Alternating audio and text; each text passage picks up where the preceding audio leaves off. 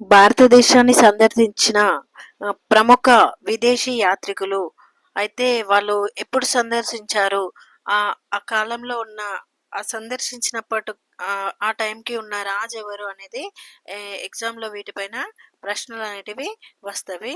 First of all first one చూస్తే ఇక్కడ మొగస్తనీస్ Greece దేశానికి చెందిన వ్యక్తి.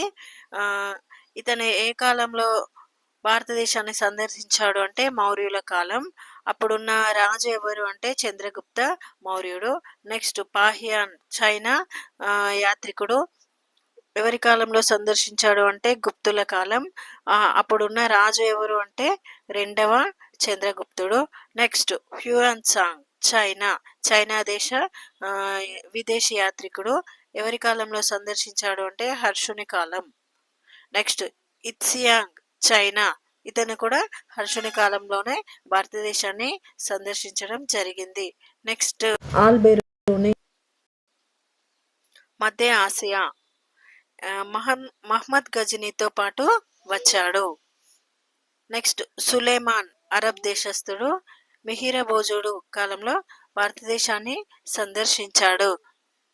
ఆల్ మసూది అరబ్ మూడవ ఇంద్రుడి కాలంలో సందర్శించాడు.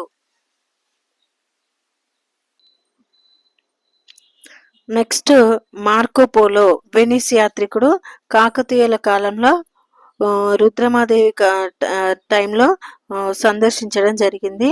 Next Ibn Battuta Morocco Muhammad bin Tughlaq కాలంలో భారతదేశాన్ని సందర్శించడం జరిగింది.